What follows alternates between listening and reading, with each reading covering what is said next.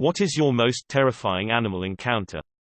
When I was young, I went fishing with my dad and my best friend. We waded out through some deeper water to reach the shallow sandbar, where we fished for quite a while. The tide came in, and the water that had been just above my ankles was now above my waist. Suddenly a large shark, about 7 to 8 feet, crashed through a school of mullet only a few feet away from me. Dad saw it, my best friend saw it, and for a second we all three just kind of froze with our mouths hanging open. Quietly, calmly, Dad told us to walk back to shore, splashing as little as possible. We did, but the tide had come in, and I wasn't as tall as the other two guys. The deeper water between the sandbar and shore reached their chests, but I could hardly keep my head above water while my feet barely bounced along the bottom, and I struggled to hold my fishing rod up out of the water. I was completely helpless. While we knew that a hungry shark was swimming somewhere in the area, it felt like a scene out of a nightmare, trying to run from an invisible monster,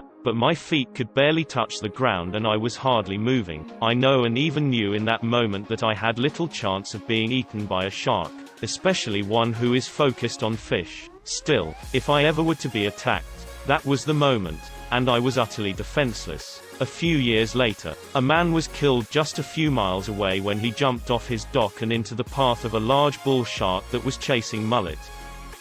When I was 12, a young stallion decided he wanted to play with me and almost killed me. He kicked and bit me and tried to trample me. He was my pet and was only treating me the way he'd treat a peer. I even knew that while it was happening, I made a huge mistake by turning my back on him while he was playful. He bit me and pulled me down, knocked me down a couple of more times with a forefoot when I tried to get up, reared up over me to stamp me a couple of times too. Still have the scar on my leg, and that was a long time ago. Literally pissed myself during. My dad basically saved my life by chasing him off. His response was, "That was close. What did you learn?"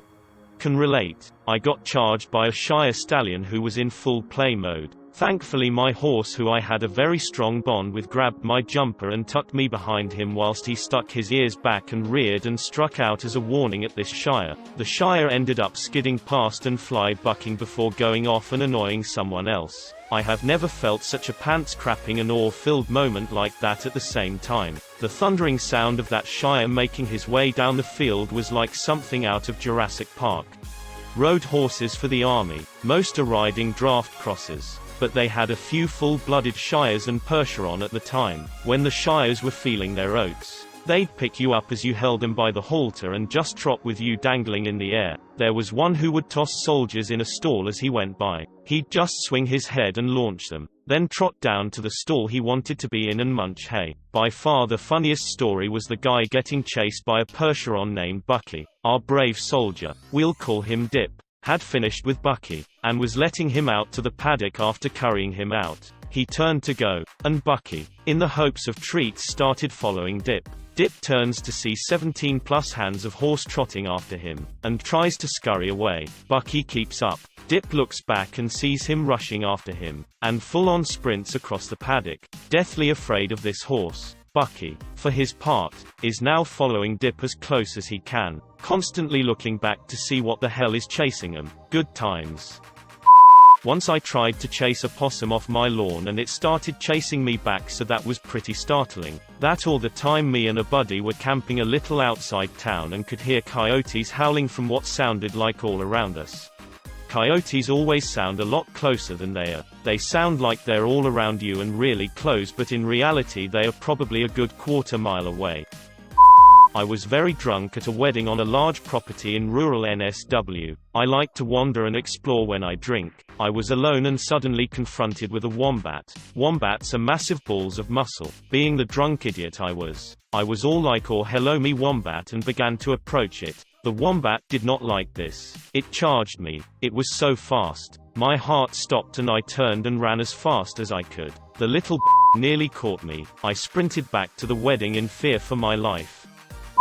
I moved to Colorado. About a month in, one night I had gone to bed, and woke up on severe pain hours later. I felt nausea, throbbing pain around my abdomen, muscles and back ached. I turned on the lights, and I had in my sleep rolled over a black widow spider and crushed it to death, which at some point had bit me. Its carcass lay in my bed. I freaked out. called 911, and put it in a mason jar so they thought I wasn't crazy. I was brought to the hospital where they treated me with pain management medications. The venom continued to spread. Every muscle ached and felt as though my body was being crushed. It soon began to get hard to breathe and my blood pressure became irregular. The morphine has me drifting in and out of sleep. I prayed to God, who hours earlier I wasn't even sure I believed in. 12 hours I discharged. The venom ran its course for about 4 days, and he bites sight intermittently itched for weeks. For the next year or two I had anxiety trying to go to sleep and reoccurring nightmares of the experience.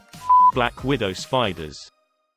At the time I was working until 1 a.m. so I wouldn't get home until 2 or so. I opened the door to the house and felt what I thought was a breeze come by my leg. I don't really pay attention. Walk over to my desk, put my keys down and turn the light on. Right when I do so, there are 2 possums in the act of mating in the middle of my kitchen. They screamed. I screamed and we began the 3-hour dance of getting them out of my house. I ended up trapping them in a dog cage and dumping them out in the middle of my backyard.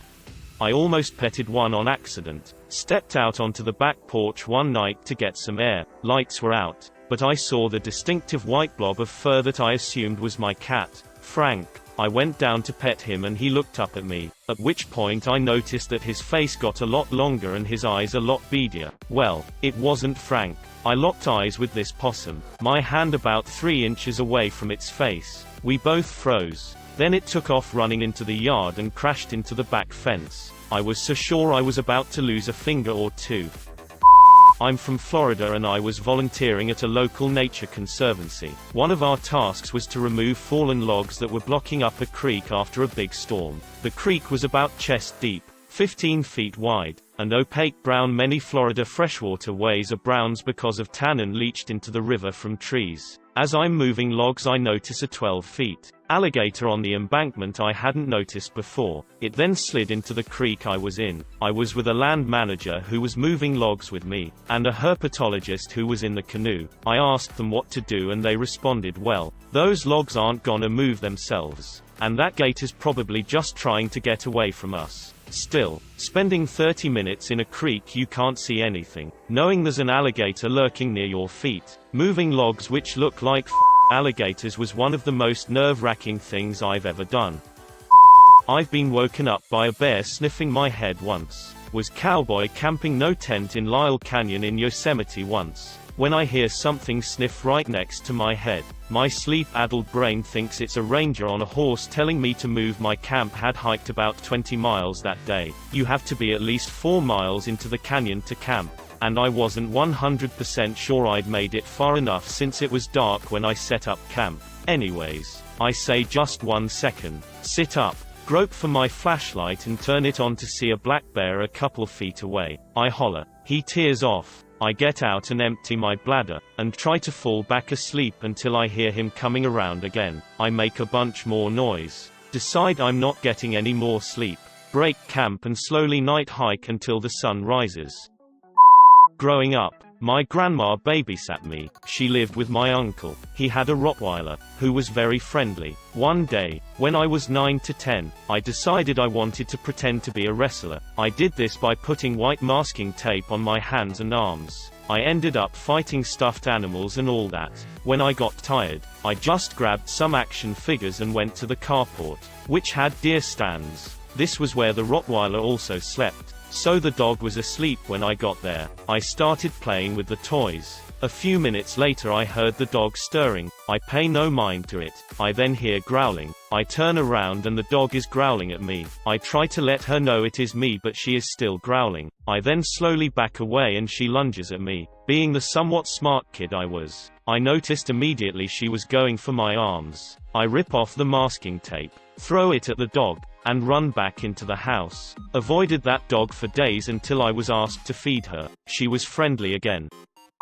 I lived in an old farmhouse that was set on an overgrown market garden. The place was overrun by rats but I never saw them. You could just hear them rustling in the walls. I didn't want to poison them because I was afraid that one would die in the walls and stink the place out. One night I went to bed and turned out the light. Immediately I realized I was thirsty and turned the light back on and stepped out to the kitchen. I interrupted a giant rat as he made his way across the kitchen floor. Obviously he had heard me go to bed and figured that I was down for the night and the coast was clear. I don't know who was more startled, him or me, but I'll never forget the look of malevolent intelligence in his eyes. We bolted in opposite directions. After that I set traps in the kitchen at night.